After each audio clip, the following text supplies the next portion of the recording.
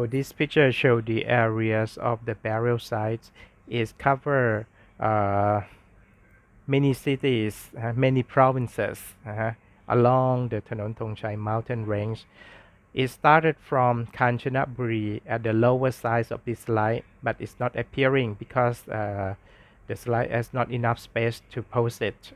So next to the Mae Hong Son, Chiang Mai, Tak, along this road, along this path, is the place of the burial sites that located scattered around the mountain range, Thanon Thongchai mountain range. So certainly, Thanon Thongchai is saturated in northern of Thailand, spanning across several provinces. This area is known for a natural beauty, historical significance, and valuable archaeological sites. So this is the place that we would like to show you for the burial sites area that cover those provinces. For the next slide is the Tak Omkoi phenomenon. This is the way to explain that what happened during 1982. We found a lot of plates and artifacts from the burial site came out from the Hmong Hill tribe. First of all, it started from the fertilizer merchants. They would like to sell some fertilizers products to the Hmong Hill tribe, but when they reached the village, they saw many pieces of the plates. It would be San Gampang wares that produced from San Gampang kilns, and when they saw a lot, so they have to get some.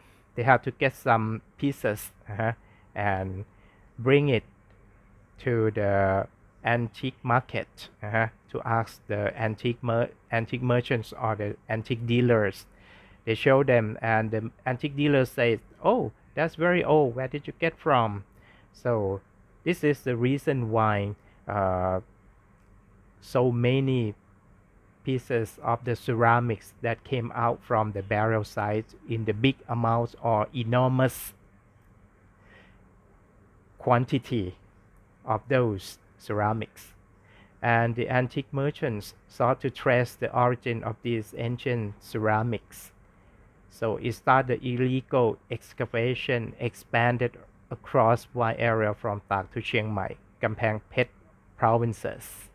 The archaeologists from the Thai Fine Art Department attempt to discover the origin of ancient ceramics, but they do not really success because they just came to some places, not for the whole places. As you may see in the next slide, the way to reach the burial site is so challenging and dangerous. So that's why the archaeologists came to see the archaeological sites in the few amount, in a very little or small area that they discovered. So the last one, the Southeast Asian Ceramic Museum, established in year 2002. The founder is Kun Surat Ostanukro, that he discovered and collected all pieces that came from Tak and Omkoi burial sites and displayed it in the Southeast Asian Ceramic Museum in Pathum Thani. So that's very interesting.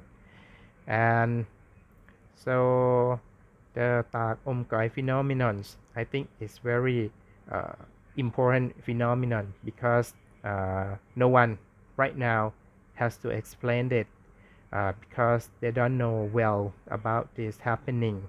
What is the phenomenon happened during that time? So the next slide is a route to the burial site.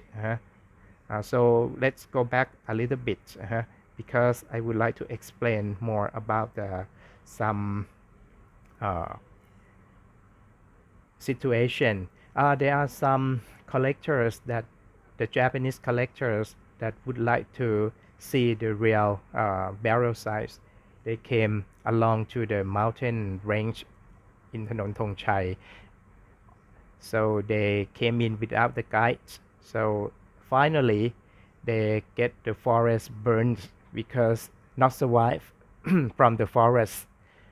So this is the way of the route that taken by Dr. Pariwattama Prishakon during year 1984 to 1985. This is the car that stuck on the road. If you imagine that the rainy seasons come and we cannot reach the burial site because the way that you see is so slippery, muddy, and steep path. So we can just use the off-road vehicles to reach there. So that is the I would like to show you the challenges of this way to reach the burial site. If we get the general vehicle, it's gonna fall down from the way because like a steep road and slippery and muddy, as I said. So the next slide is the way to reach the monk village.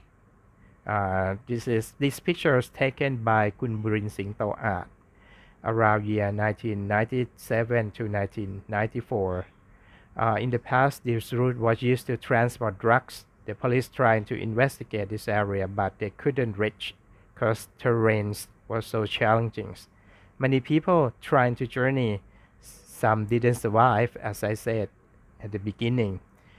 It's considered a very dangerous path to access. And the next slide is the recent way to go to the burial sites. As I say, right now looks very normal, but actually it is a steep way or the steep roads, and it must have to be quite adventurous traveling by the elephant. So and right now can use for the off-road vehicles, as I said. So the next slide is my monk friend. He points out at the burial sites at the opposite sides of this, maybe at the top of the mountain. So we discover a large number of charts in different sources, including Burma, Chinese, Thai, including Sukhothai and Sri Sachanalai, and also Lana. Is that produce ceramics from the north of Thailand, as you know, from Lana. So the Lana wares actually you know them well, just like San Kampang, Vieng Kalong, Pan, and Phayao. Also Nan, which is including. So this is the church of the Sukhothai and Sri Sachanalai ceramics. Oh, the next slide is the illegal excavation by Hill tribe during 1997. This picture shows a group of the monks involved in the illegal excavations. They've seen examining the sites closely, watchfully for what they might uncover and which artifacts could be interest. So they look at what thing that they would like to sell and the valuable of those, how much are they, something like that. So the next slide is the woman sat on the burial sites and she got some one pottery. This is just like an earthenware, the small one, the rounded one. So inside the pottery we found the stone beads, many stone beads. So that's very interesting. So next slide is the evidence found from the burial site, such as carnelian beads, stone axes, quartz beads. So the age, we think about it by average is around more than 2,000 years ago. So this is the glass beads also including in this slide. So the next slide is a agate, stone beads, and carnelian with the rounded beads. That's very interesting. And also the we have the fragments of the bracelet. So the next slide is the stone bracelets and the bronze bracelet. For the right one, it shows about the bronze bracelet that came from the prehistoric time. So few pieces we may call the conch shell beads, and we show that about the Dvaravati evidence for the symbolize of the Dvaravati evidence is the coins that show the rising sun, the Sivata temple that is not existing in the slide. I would like to explain you. Okay, the next slide is the Sukhothai and sensational ceramics from Sukhothai province. Before we are going through the slides, we would like to know about the purpose of those ceramics in the burial sites. So actually it is used for the ancient funeral practices. Second, it is used for the belief and useful of the spirit in the afterlife, the ritual to the honor and death, and finally it shows about the place in the grave that show the status and the wealth of the deceases. Those are the Sukhothai and Sri Sachanalai, also including the Chinese ceramics. When they got all pieces, they have to display like this and put on the ground and show the collectors what would you like to buy.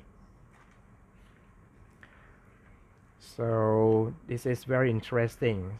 This one also, the Sukhothai and Sri Sachanalai ceramics. So which is bluish green glaze. Also lana that's existing in this slide. These pictures is taken by Dr. Pariwat Thamma Prishakon during 1982, something like that. So that is very interesting. And Kun Surat also says that's very important because when he got from the burial site, he may find the perfect conditions of the ceramics. If you find from the other archaeological sites in Thailand, maybe we got just the charts. So the next slide, we come quickly with the Khmer ceramics. It is a thought about the 11th to 12th centuries.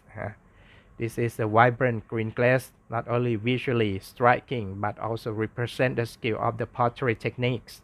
The design and form suggests it was crafted by the both artistic, symbolics, and the traditions and cultural show the traditions and cultural practices of Khmer people. It also shows the important unknown ceremony. So Dr. Pariwat says there is some, just like some figurine or the sculptures on the elephant jars. We call, Dr. Pariwat said, we call So Thang Bang ceremony. The ceremony use the media to invite ancestor spirit come, and they come for healing the sickness of their descendants and give the wealthy and prosperity to their descendants also. For the left hand side is the Khmer silver bracelet that come along with this place also. We found the same area of these kinds of wear.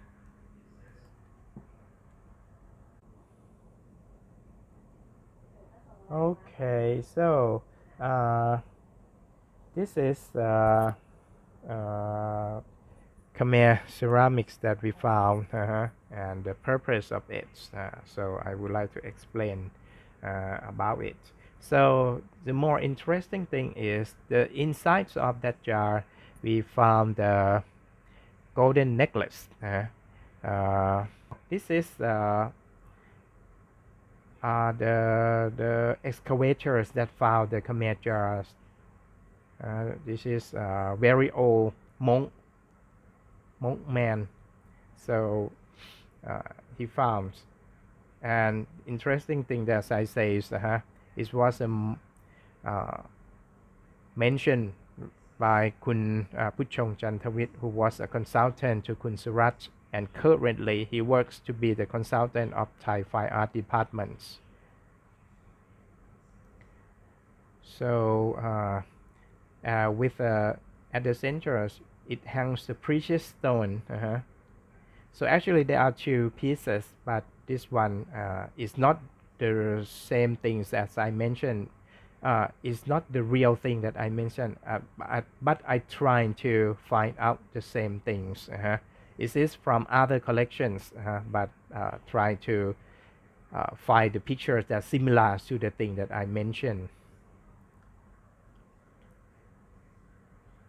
Okay, for the next slide, it is about the early Sri ceramics from Sukhothai province. There are two main kings, Sri and Sukhothai, that we would like to know.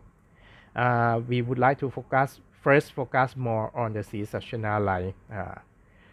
kings. At the burial site, we uncovered early Sri with olive green glaze and geometric designs. We can date it back around early of 15th centuries, around King Litai of Sukhothai kingdoms. This is the place that produced a great amounts of the ceramics, the Sri. And this one, the remarkable stem bowl that with a cross inside the crosshatch design on the cavetto and the rim made the foliate mount rim, and the right one on the cavetto inside the parallel lines or the straight lines, and the rim decorated with the foliate rim, but they are all have came up with olive green glaze. So that's the significance that shows the characteristic of the product from the earliest screen. And this one is the middle period. We can say it is a transitional period. There are some connection between the last slide and this slide.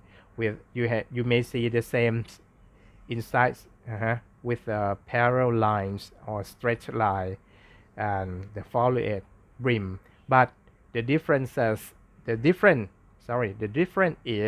glaze is look more bluish green glaze than the last slide, and the right one is the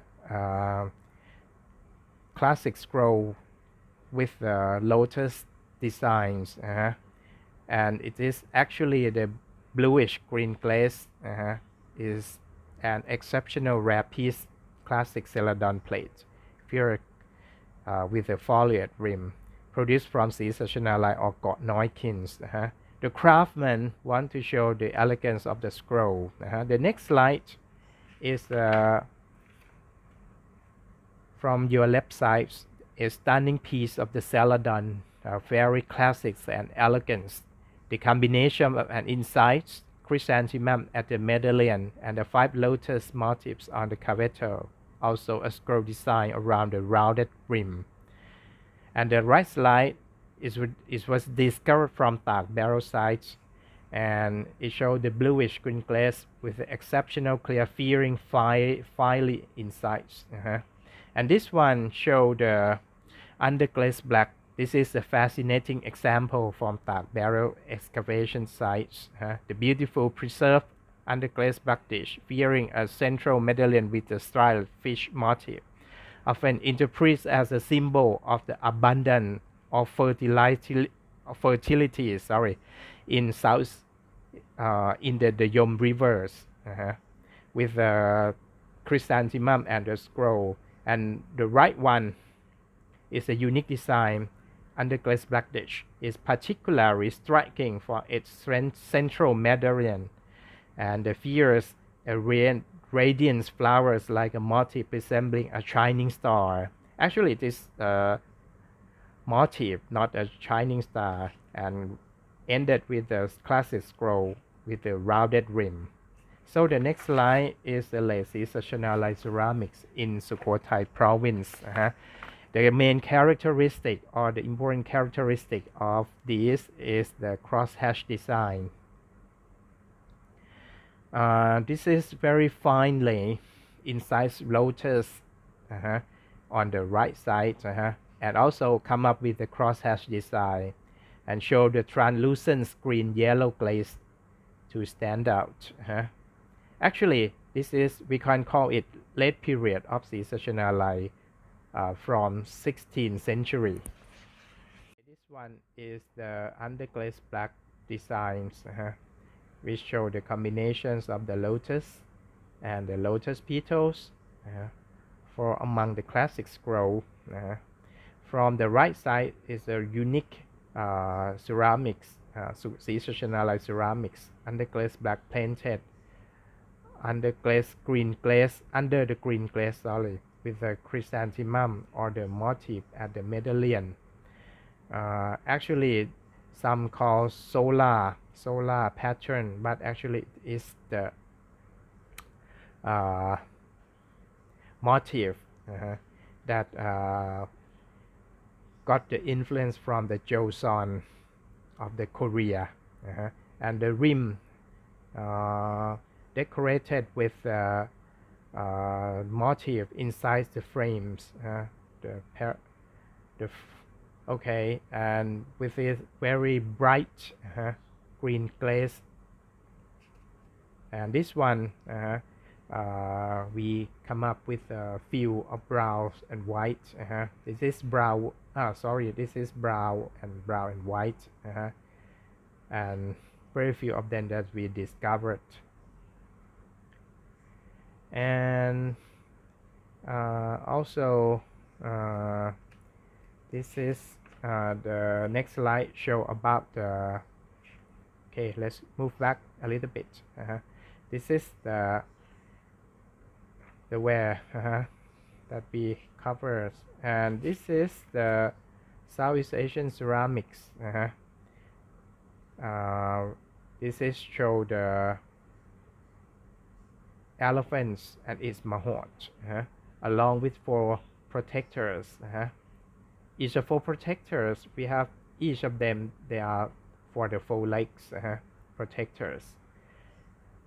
They are armed with the weapons. These different elephant legs were the vulnerable point in the warfare. Extraordinary piece and discover of dark barrel sights, and it was made of Sri Sachanalai kilns in Payang kilns and finished with the classic celadon. Today is belongs to Kunsurat, and it houses at the Southeast Asian ceramics. Somebody says it got from the Doi Muser in Tak province. Doi Muser is between Mesot district and Tak province, Tak cities, modern city. Okay, so we would like to move to the next slide. This is Sukhothai ceramics in Sukhothai province. There are 2 periods. First period is around 15th century. The second period is 16th century. The 16th century is, we can call it late period. So we would like to show you these kilns produce just underglaze. The main product is the underglaze black with the fish styles. This is an extraordinary fish around 15th century. So the figures indicate the fish and the scroll motif is a signature element of the period. At the outer these are prominent fish designs. The left hand, the scrolls shaped like a leaves extend outward from the other, creating a natural flow. Reflect the Sukhothai artisans inspired connect to the natures of the Yom River. And the right one, the composition is blended and elegant, showcasing artistry and attending to details of the times. We can call it the aquatic black sharkfish for the at the center medallion, and the shoes of them with the spot 2 or 5 spots on the fish on the skin. So we can call it cloudfear backfish. If you come to Thailand, you may have the Thai fried fish cake. Actually, it made from this kind of fish. That's very interesting. It shows abundance since 15th century until now. They are still have the fish in the Yom River. So that's very interesting and reflect the Sukhothai artisans' inspiration that I say connect to the natures of the Yom River. And the next one is a classic scroll of the late Sukhothai bowl, late period of the Sukhothai bowl. It showed about the solar or the cracker, but it is actually showed the chrysanthemum from the Joseon, and it got from it traded by the Ryukyu to Siam during that time, during the 16th century, and it's decorated with a geometric style. And this one, the Lana or Northern Thai ceramics, which is the famous one is the Kalong. We can call it the rich of the underglaze black, the black painted, something like that. So the first, as you see, is this is the rich of the black painted. Oh, this one is a crow. When crow is a crow, but actually from Dr. Pariwat studying, he mentioned that it is parts of the petal of the motif.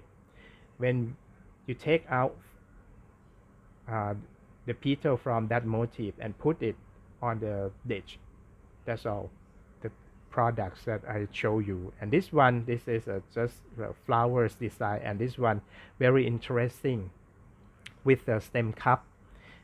It is imitated from the Ming, early Ming Celadon dynasty. That's very interesting. And this is found in Omgoi barrel site for this piece with a light green glaze, and the shape is remarkable, something like that, and shows the natural elements into the beautiful ceramics craft. And the thinnest clays from the next slide, same as the Dr. Sumit collection. It shows about the fish, the distinctive fish featuring one fish medallions, and the 2 of the fish on the caveature, with a thick clay, and it may produce from Payum kilns. This is the way. This is the same area as the Kalong kilns. That's very interesting. For your left hand side, look like the thin clay, and the right hand side is a bit thick clay. So actually, you have to identify later. That's very difficult to explain. Okay, the next slide is about the Wang Nue kilns. The Wang Nue kilns in Lamphun, Lampang province. This one, let's go back to the cup that shows the Hasadi Ling, the mythical birth of the with a combination of elephant and hamsa bird. You see the trunks is the both of trunks and with two legs and ivory, the two ivories. So the next is Wang Nue ceramics produced from Lampang province. That's very interesting one with a foliate rim and very light green glaze. It's produced just the green glaze, no underglaze black. If you see the underglaze black in some places, you can say that it is a fake one. So this one is a San Kampang kins from Chiang Mai province. So it is used for the this one is very interesting, covered with 3 fish swimming on the capital, and the center is a motif with the 4 petals. This is outstanding San Kampang dish, represent properly the prominent fish, very nice fish, as I say, and among the classic scroll. And the right one is a flat mouth and ovoid body jar. This is used for the bones containers. We can date it. It is around 15th to 16th century. And this one that I mentioned you at the beginning of the presentation. This is Cham Khao Ma. The Cham Khao Ma that I would like to show you. This is very plain designs, pale green, and this is a flat one. There are so many. We found a lot of the plates that come out from the barrel sides. Actually, the both places Omkoi and Tak. And this one, ordinary one, the twin fish, the stamp of the twin fish and the inside straight lines on the cavetto, and the rim is rounded. And this one, quite outstanding piece. This is we use the stamp of the head of the fish from the ordinary San Kampang dish to make 4 petals of the motif. There are around 4 motifs with the 4 petals. That's very interesting. We see just 2 pieces come out from these barrel sites. First, I saw it in the Japan, and second is belong to my father's collection. And this is Pan ceramics from Chiang Rai province. It's produced just the green glaze ceramics, not underglaze black. And this is decorated with 3 petals, and the straight line, the prominent looks prominent, make the straight line prominent, make the motif prominently. And this one very interesting one, the same motif, and make it just like made the straight inside the straight line, and decorated with lotus petal on the cavetto, and the rim is notched out, small notch out, with a small, very tiny one, and make it visual striking. This is belongs to Kun Kringkai Unhanan for from that piece. So next is the Payao ceramics. We found in the burial sites also. It came from the actually so in the Omkoi burial sites, decorated with the inside the motif with 4 petals, and the wave and the scrolls on the cavetto. This is also the same from your right hand side. It's decorated with waves, inside the wave on the carpet on the medallion. So the next slide is the Chinese ceramics. We found the interesting one is the Tang porcelain. That's we found just one example of this kinds of ware that produced from Guangdong Kens with the scars on the cavetto and just the green glaze or the celadon. That's very interesting. And we found just one example. And second is the Northern Song porcelain with a cover box, the white cover box. And this one also the Southern Songs porcelain from the white cover box with a decorated the scroll on the lid and the body. And this one very interesting Yuan porcelain come up with the blue and white produced from Hu Tian from Jing Te Zhen Kin. You also know it is very rare, but actually it is found from the burial site in the great amount. For a few more pieces that found in Sukhothai and Ayutthaya metropolitans, but this one quite the perfect one that found from Tak and Omgoi burial sites. Sorry, from Tak and Omgoi burial sites. So this is an exceptional Yuan blue and white belongs to Kun Surat collections with a duck or mandarin duck swimming in the lotus ponds.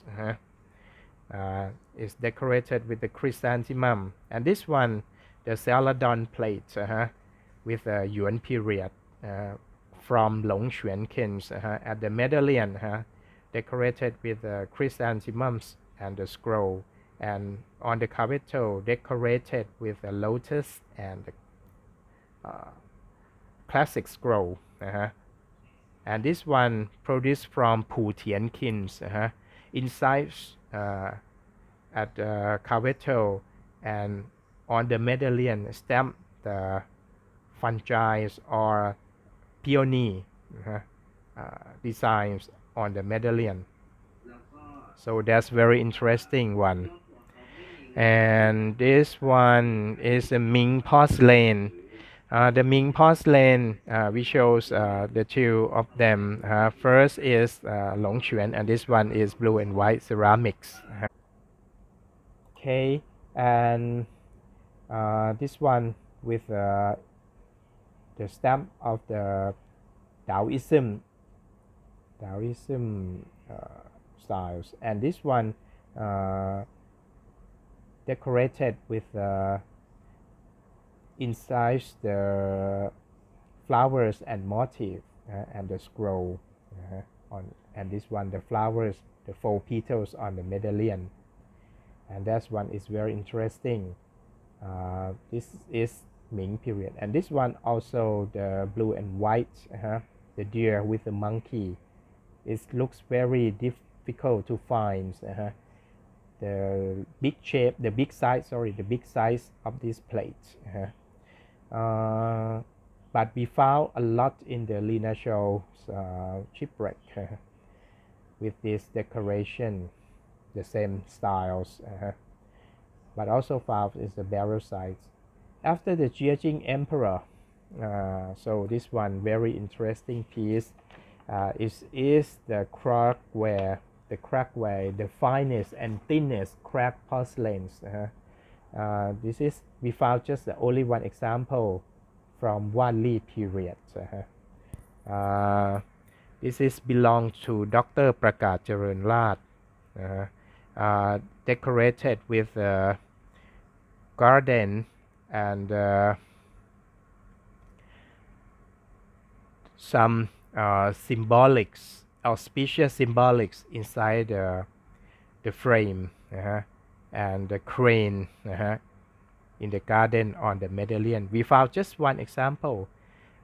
This is that shows about the declines of the communities because during the war between Semis and Burmese, this is the point to the fall of the flourishings or the fall of the communities that shows about the actually why we have the question that it's why it has very good porcelain existing in the burial site. Actually, it is because the new immigration after the falls of the war during around mid of 16th century and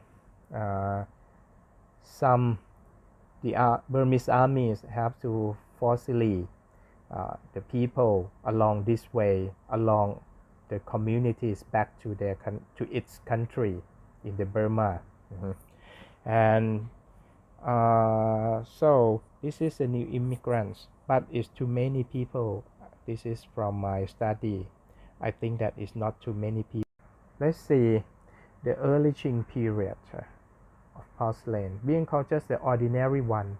The two of them found a lot in the north of Thailand and also the burial site, but very few in the burial sites. So and this is the Burmese ceramics. This is the green glaze or celadon from Tuante Kim's, very nice one. And this is like a pale green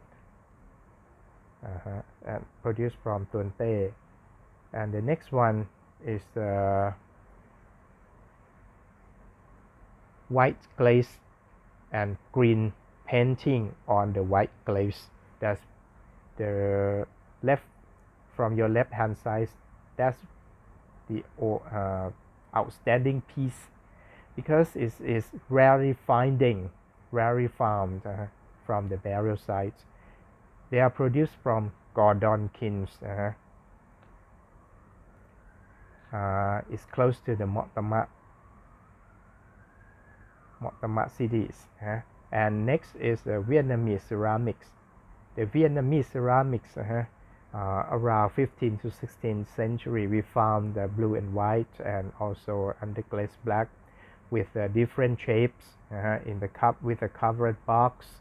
This one is a polychrome box, covered box, and the left hand side is a vase with decorated the motif inside the frame and the lotus petal in the frame of lotus, the motif in the frame of lotus petals. And this one is a bronze, iron and other metals objects. We find a lot of the weapon made from the iron, and we see the arrows that are made from the bronze, and we may find many metals objects come up with burial sites. And also we find enormous bowls, enormous bowl, we can call it croissant. And this is a hairpin, and that one is a lime container, the bronze lime container. So this is things that is come up from the burial site. And this one is pictures of the burial sites at present. It is a slope, just like a slope, small slope. At the centers of the slope, if we excavated inside the ground, we may see many artifacts, and we can call it just like a tumulus. This is the way that we show. Before we are going through the way, I would like to explain you for two main transportation. First is by land transportation, and second is by shipping via the river. First is land, by land. That is the Tak area, and go along to Pakho, Gokare, and Pasim. This is the way of the transportation that possible to transport the ceramics to Tak. And along this way, and Omkoi also, this is not too far. if you travel from Tak and they have communicate to each other, and along this way there are so many and many kins so located so this one very interesting this route or this route from Tak. It is easily to transport the ceramics to elsewhere in the burial site. And this one also show the domestic from the northern part of Thailand. Actually, this is how to locate, how to transport the Lana ceramics to the burial sites.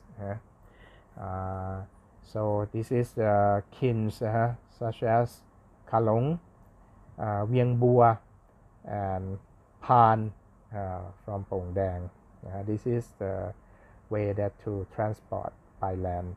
And from my study, I think it is not carry a lot, because if you broken by land a lot, it may have a risk to make it broken. So this is a small amount to trade it and transported by the land, as I say. Actually, the main transportation is by shipping via the river, especially the Ping River. We will talk about it later in the next slide. So that is very interesting one. And this one, this is from the Thai Fine Art Department's map, shows about the kins all over Thailand, where they are located around. So this is a way to communicate to each other between Lana and Sukhothai, also Sri Sachanalai, and go along to the Tak province and to the Burma. And in the Great Circle, this is the Red Circle. This is the Ping River that I would like to say that is very important.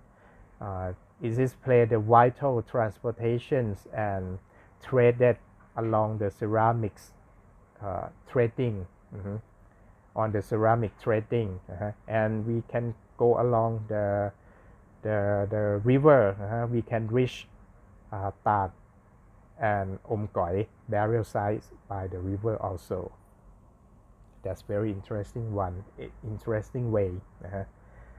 So they communicate together. And this one, I would like to show you the transportation from Sukhothai and Sri Sachanalai ceramics to Tak burial site. We can call it Paruang Road. And together with the Paruang Road, it has a small canal, go along together with the road by land and by canal. So it is, I said that it is possible to transport by also the road and the canal also, and cross the river at the Ping River. And after that you can go to the Tak burial site, and Tak burial site can communicate to the Omkoi and transport and trading each other. That is the easy way. So so from the Ping River, it can connect to the Tak and Omkoi. Also we can cross and drop the products in the river, also cross by land. This is one way. Another way, we can drop our ceramics on the ship, on the boat here, and go along the river, the Ping River, to reach Tak burial site and Omkoi burial site. That is an easy way and possibly way to reach the burial sites without risk to make it broken, make the ceramics broken, something like that. That's very interesting way to reach those. It's via the Kamphaeng Phet, and this one,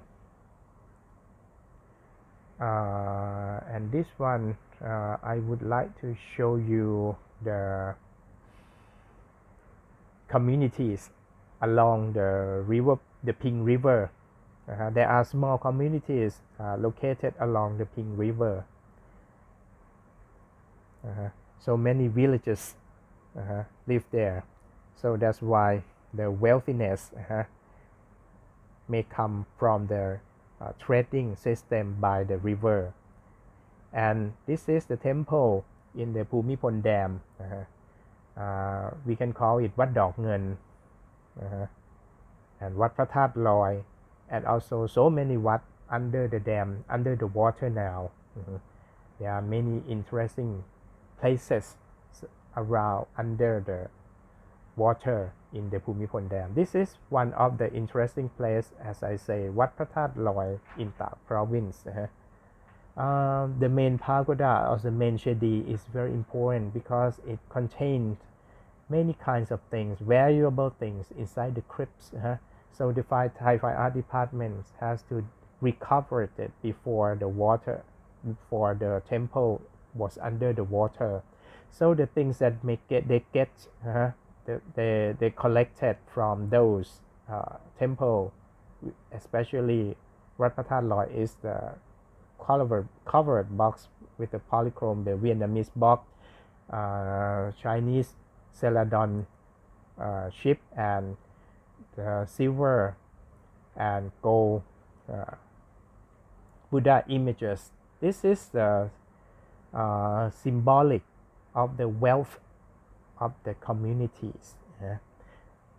This shows the symbol. This is and the symbolics of those. So this is the big bowl with children, and it's come with the garden, and it is displayed now in the National Museum. That's very interesting piece and outstanding, very large one. And the Persian, the beside we can see the Persian candy, the polychrome one. That's very rare shape and unique one that we have never seen the thing like this before in other collection in the or even the crypts in around Thailand. And this one, how they get the wealth from what thing that they buy, what they buy and sells. Mostly they traded forest goods and in return receive the valuable item from the two kingdoms, which is Lana Kingdom and Sukhothai Kingdoms. And among these valuable items were ceramics, both locally produced and imported from other countries such as China, Burma, and Vietnam. All reasons made them wealthy in the end. So they may find something, maybe living things, such as the elephant, or also maybe the ivory sent to the Emperor of China. And when the Emperor satisfying with a tributary that sent from us, they may give a lot of the ceramics and other goods like a gift from the Emperor of China, something like that. So we sell the sapan boots, ivory, deer skin, and living elephant and special animals. For example, the 5 colors of parrots. This is the evidence that we found from the document, the Ming document. So the next one, we can call it the evidence that show the wealthy of the Luo people existing on the base of the Shiva statue. The Shiva statue is now located or houses in Kamphaeng Phet National Museum. The economy during 16th century decreased. Everyone, such as Thai people or Semit people, in that time has no ability to buy the ox and cows in the big amount except the Luo people can do it. So this is the government rules or the government regulations that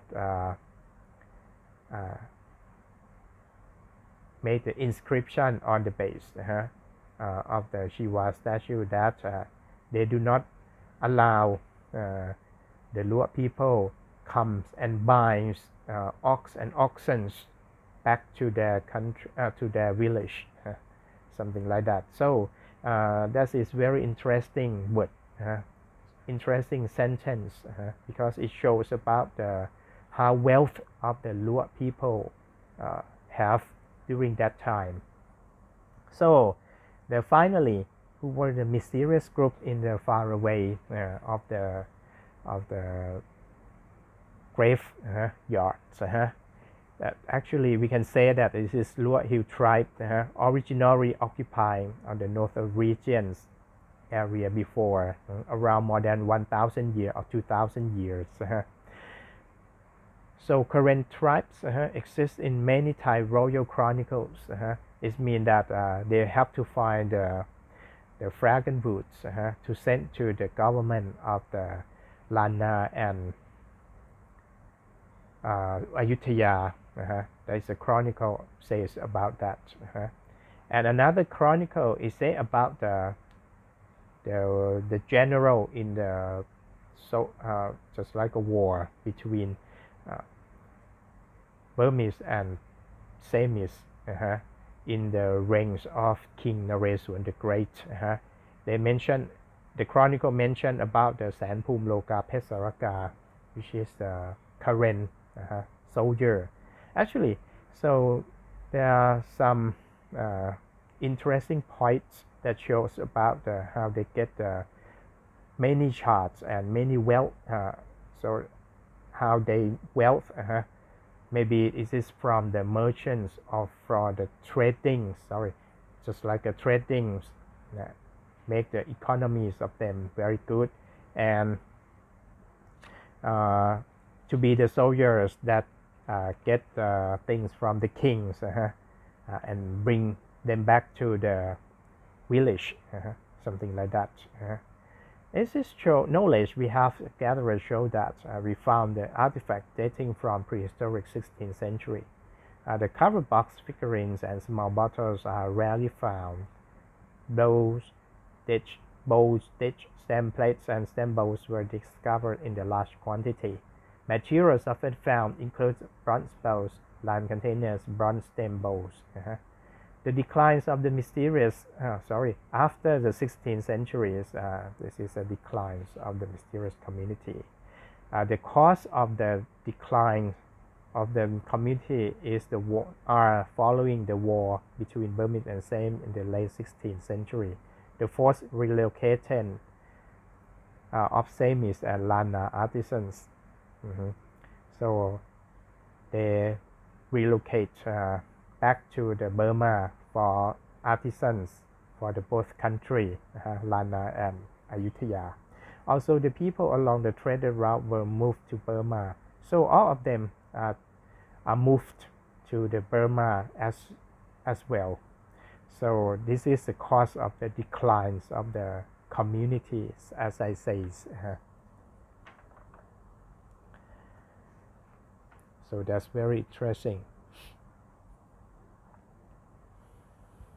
So the conclusion, the Tak Om Koi phenomenon has been passed down through generations, especially by those from 1980s generations and earlier, often shared through storytelling. The trading of the forest goods used to be a significant source of income for these communities, boosting their communities. And Luo current or more tribes are the main factors that drove economy system to be well. The community in question might have origins tied to conflict between Burma and Siam. Today, many hill tribes people have shifted from illegal activities like excavations to cultivating crops, for a more sustainable in livelihood. So this is my interview from my study to wrote the book of the same topic as I present to you today. Yes, have some problem about communication problem with them. So thank you for attention, and if you have the question so far, I appreciate to answer you. Thank you very much.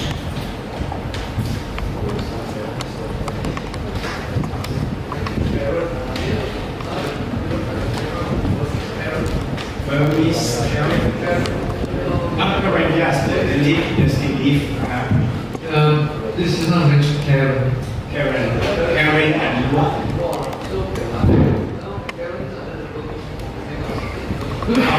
Live along the border. Say as the current recent one, but different place from the various sides. They may change a lot. They may not in the same place. They change to everywhere along the border. Okay. The elephants, near elephants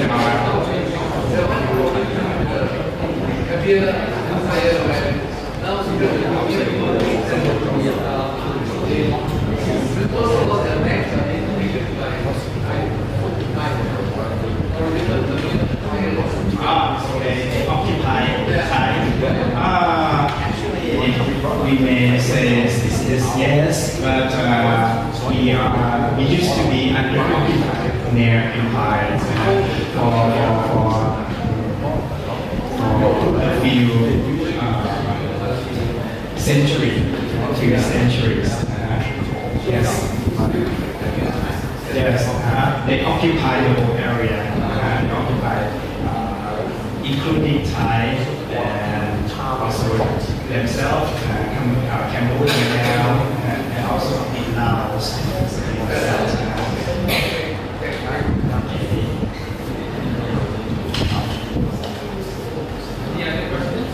Any questions so far?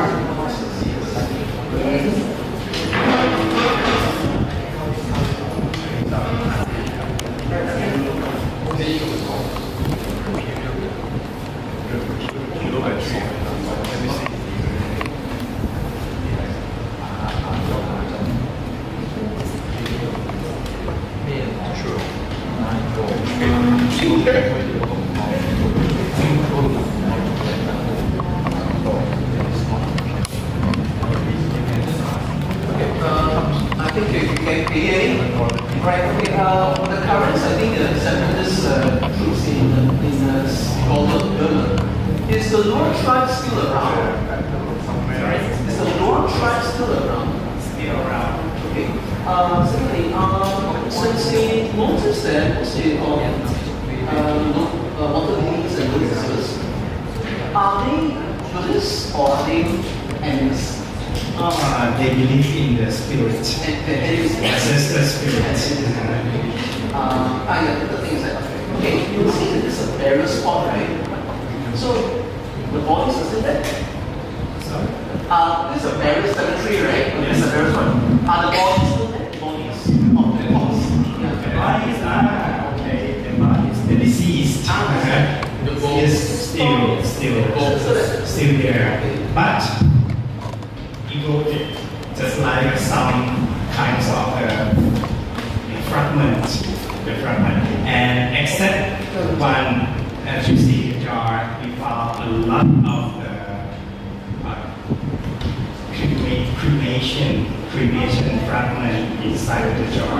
Maybe there are some different cultures and belief because before around 14th century, they may bury with the body, the whole body, but the time changed. They may change the belief and they do the cremation, the funeral cremation, and put it inside the jar and put it in the burial site. around mid of 15th or before, a bit before to 16th century. Thank you. Is that the Yeah, answer? Yeah, this is the Okay. Okay. Any other questions? Okay, maybe I have one question. This one you mentioned is a prehistoric artifact. Yes. And you found one in Camping Pest. So I'm wondering, like, how these things comes from Camping Pest to this area. Is this produced locally or locally? So I'm not sure whether maybe in the 15th, 16th century, people really traded antiques to this area, or it's already made there itself. Maybe I think maybe some exchange. Is it trade? I'm not sure. We have no evidence to say that. But maybe some exchange because we find some evidence a bit different from the content. It's a bit different as we found from the various sites. The lottery quite has a very good, what should I say, it's very good, we can call it nice, more beautifully than the burial site, much more beautifully than that. So I believe that they made from different sources, materials. Yeah, maybe the local one or whatever. Because as you see from the burial site, they can contact the Burmese and elsewhere around the communities.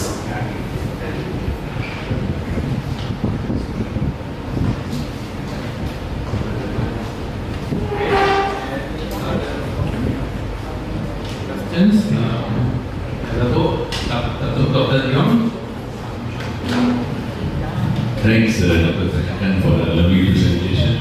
Just want to find out all the pieces that you have shown in this presentation. They were excavated either from the tribes or the world. Are there still material in situ still there? Still there. In the burial sites, yeah. In the burial sites. In situ, what do you mean? Means not disturbed, still in the burial grounds. Still in the burial grounds. No, not at all, because they think it already and they scattered away. If the thing that they can sell, they have to take it to the antique market. If the thing that they think is cannot sell, they scatter it away and throw it away. Maybe if you go to that area, I don't know, maybe you will see a lot of sharp schools there. We plan to go there with different parts of the Thailand because somebody made a report that we found a lot of the fragments, a lot of the charts along the way from Kanchanaburi to the Phuket. This is in covered the Thongchai also including Thailand, Kamphaeng and Kanchanaburi, something like that, and a little bit up, somewhere around that. So we plan to go. So you mean those are the unwanted shards left over by the tribes because they don't sell? Yes. Actually, just like a small shops, nothing interesting because if a little bit cheap or as a fragment they can repair as a repair and sell in the market. So just a little bit small chops that they left at the burial site. Okay. If no other questions, we can end this lecture. Thank you, Dr. Thanon. Thank you very much.